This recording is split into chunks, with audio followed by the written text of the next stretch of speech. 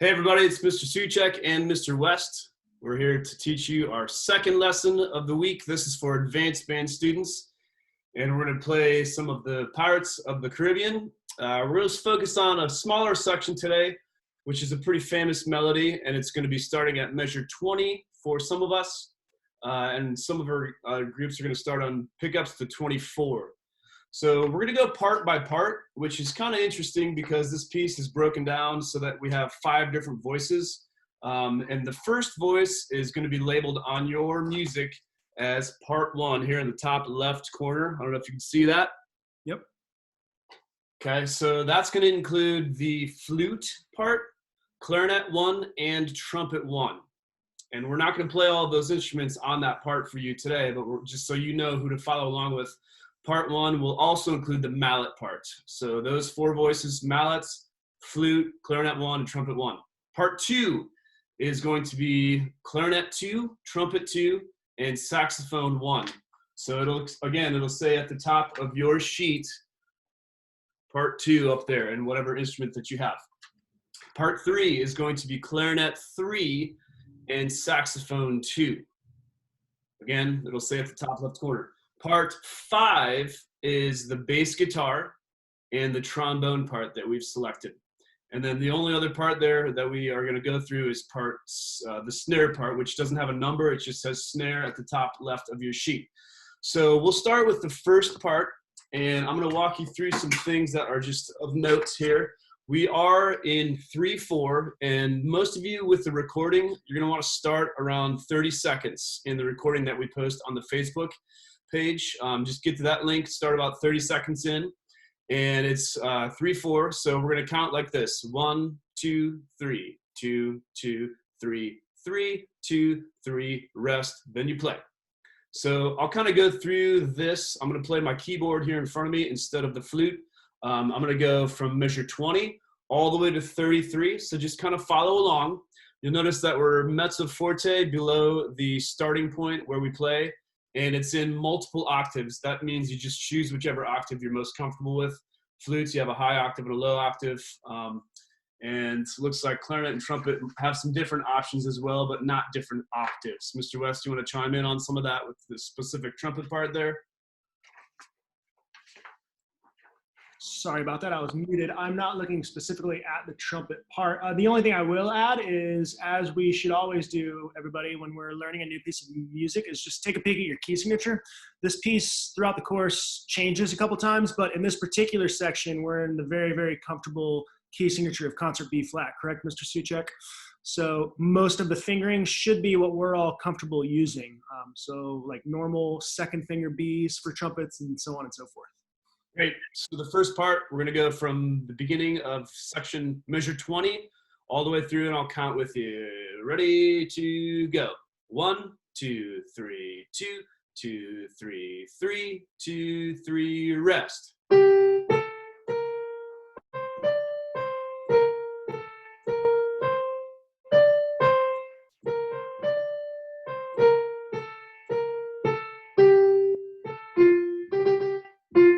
Rest, rest. And then we just arrived at measure 33. So this is a really familiar melody. You'll notice that it's kind of in different octaves for different voices, but all of part 1 will sound just like that. You'll notice too, flutes, we're playing A naturals, and there are some of those. A couple of rhythmic things to just be aware of. One challenging rhythm is measure 31.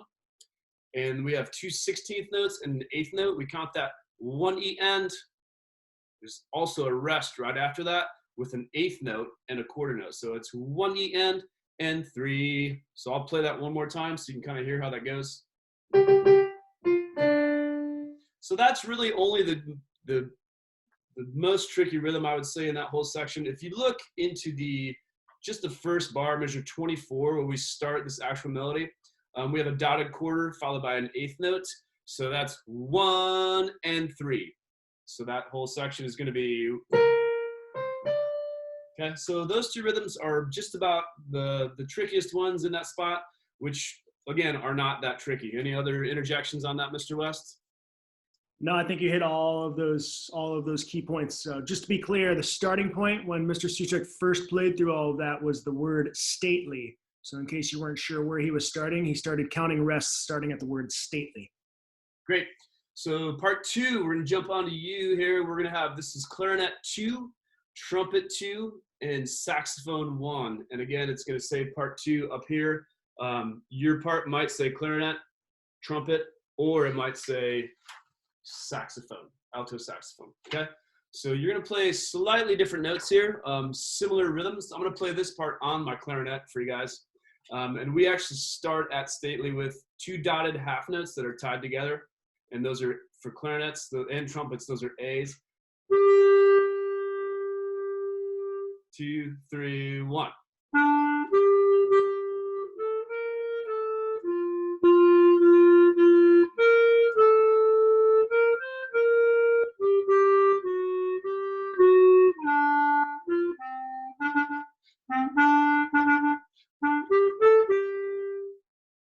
Okay, so a couple considerations during that part. You have in measure 29, try to find that. And we always suggest if you write your measure numbers in to the music itself, it's a lot easier to quickly find spots. 29 has a G sharp for the clarinet, and I'm going to show you the fingering for that one. It's really just this side key with your left pointer finger. Sounds like this. Okay, and then there's another G sharp at the end of that measure, which is the 3rd beat. The sharp just stays in there for the whole measure until the next measure, which is 30, and then we have the normal G 8th note on the 2nd note there, which is just open no finger G. Okay, so try to discern between those. Look at measure 31, you guys. If you're in this second part, it's going to be 1 E end and 3, 1 E end and 3 and 1 into 33. Okay, so just a couple additional considerations. Saxophones, you have that accidental as well, and it's a D sharp. So I'm going to kind of hold up the saxophone so you can see how that works. You play your D fingerings like this with the thumb down, and then this pinky right here is what you push to make it sharp, okay? And then it reverts back to the normal D there later on. Okay, so just be aware of those. Mr. West, you can chime in with any additional information about that section. The only thing I have to add, clarinet players, is that we've gone through 2 of the clarinet part options at this point, and they both are fairly higher up for some of us.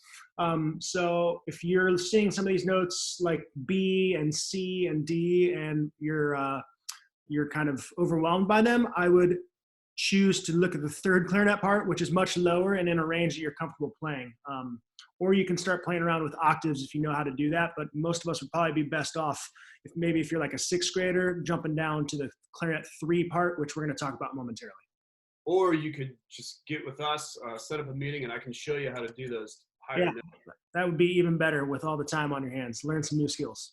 Really good option, really good option. Okay, so now we're going to go to part 3. This one includes clarinet 3, like Mr. West was just talking about, as well as saxophone 2, okay? So those are both on the same, no, they're not on the same page, but clarinet 3, it'll say up here, this is the alto saxophone part. Same part though, it should sound identical, okay? Notice too, in the Facebook page, we're gonna post a link to a recording of this. We talked about that already. It's always a great idea to play along with that if you can. Okay. So, Mr. Suchek, if I could interrupt you, just for that clarinet part, I am looking at it right now. If you're one of those lower range clarinet players, this is written like in what we call octaves. There's like 2 note options throughout the entire segment. You're going to probably want to choose the lower of the 2 notes throughout this entire section. So there's like 2 stacked notes for every beat. Play the lower line of music if you're trying to play the 3rd clarinet part. So that's going to sound like this. You have at measure 20, you have nothing going on. It's just rests for 3 measures. So it'll be 1, 2, 3, 2, 2, 3, 3, 2, 3, ref.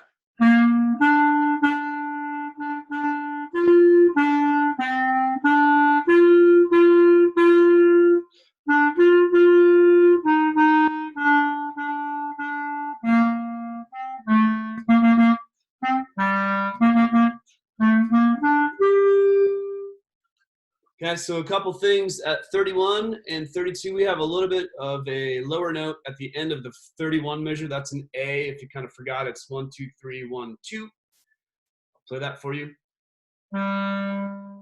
Also, in the next measure, we have a B. Just remember that those Bs are going to be 1, 2, 3, second finger. So that's B natural.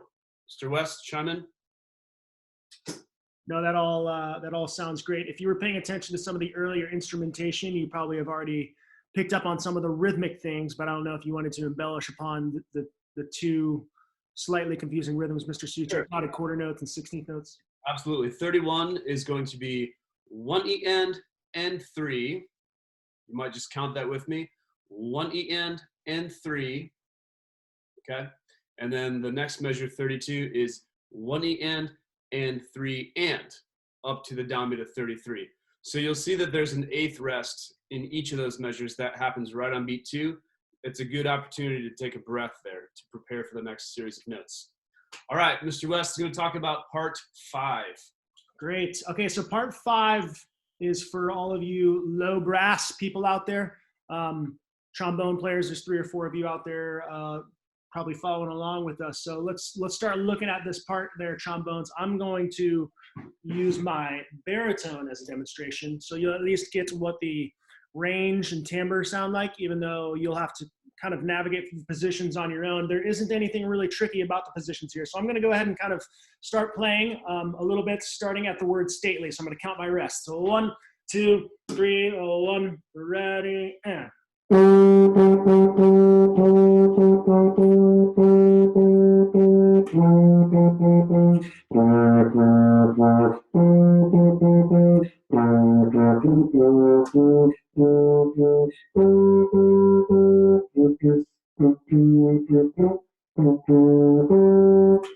last note was the downbeat of 33. All right. I don't know if you wanted to embellish upon this more after this part, Mr. Suchek, but the bass guitar part for our bass guitarist out there, Jude, is very similar. There's just a couple of moments where the octave is different for you from the baritone part. So like measure 26, for example, the trombones go down to a B flat. The bass guitar is meant to go up. And there's probably a couple other moments. But other than that, like rhythms and notes are the same between the low brass and the bass guitar part. You should notice, low brass players, that our rhythms and notes are very, very simple throughout this moment, right? The only area where there's some musical embellishment is right there at the end. Rhythmically at 31, we have 1 and 3. So maybe clap that along with me. 1 and 3. All right? And that's the same in measure 32. The other embellishment that we have in there is staccatos versus legatos. So we just want to try to create space between the notes. If there's a dot above for staccato, or with the tenutos on beat 3 with the line, you're going to try to connect those a little bit more closely to the downbeats. Go ahead, Mr. Suchek. And that actually applies to all voices in measures 31 and 32, where we have some staccato notes marked with a dot. And then it is legato, but another way to think about that is tenuto, where it's a full duration note if it's got a note head and a horizontal line below or above. That means play it long, which is a juxtaposition of the earlier staccato. Okay, that's the only really articulations of interest during this entire segment. Okay, so we're gonna move on to the percussion parts. We already talked about the mallet part. That's in mallet part 1. The snare part is actually a really important feature during measure 20 itself, where it says stately, because it's the only group of sounds that has any rhythmic to it, rhythmic interest to us. And some clarinets and other voices are playing, but the snare part kind of carries the rhythm. So it starts in 3/4 again. We're gonna go 1, ready, start. That's measure 20. It's 1 and a 2 and 3 and. And we kind of have variations on that as we move forward. Measure 21 is 1 and a 2 and 3 E and A, like this. Okay, and then those kind of 2 measures repeat in the next 2 bars, 22 and 23, but we have a crescendo into 24. So I'm gonna play all 4 of those. We start soft.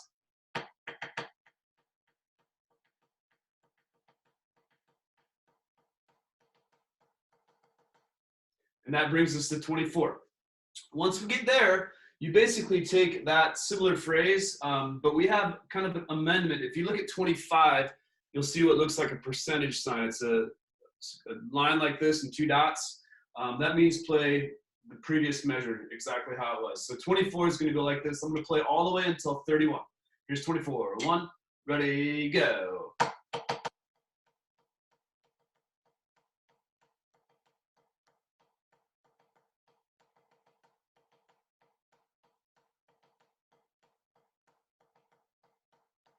Which takes us again to 31, where we have 1 E end and 3 E enda, like this. And then 32 is 1 E end, enda 3 end. So I'm going to put those two together. It's 31 and 32. 1, ready, go. Plus the downbeat of 33. All right, and that's all the parts, you guys. That kind of covers everything. Today, obviously, we did a shorter chunk of music just to get you guys started on this. And it is one of the easier sections in this piece, we'll find. But we do intend, as the weeks progress, to introduce you to all of the sections of this entire piece. And we'll do it in this format. We might change it up a little bit from week to week, but this is kind of how you should expect to see us. If you feel inclined to send a video to us, just so we can assess your progress, that would be really cool for us to see, just kind of to know that we've got people out there listening to our videos and working on your skills. Mr. West, you want to add anything else? Not a whole lot, other than we certainly miss you all. It's been a long month not being able to see you all and come visit your schools. It's kind of a huge part of Mr. Suchek's and my responsibility. So without you guys, life isn't quite the same. So hopefully you guys are finding some positives throughout this whole crazy time that we're in. But we just really look forward to seeing you guys, hopefully maybe as early as this summer, in the next month or two. Percussion people, just one quick note. Our technology maybe didn't allow for you to hear Mr. Suchek's playing on the pad super clearly, but he was very articulate about the rhythms as he was counting them. So hopefully you can pick up on the rhythms through that medium, okay? Great. We will see you guys soon. If you have questions, feel free to reach out to us via email, and we'll be back at you in a couple days. Thanks. Bye.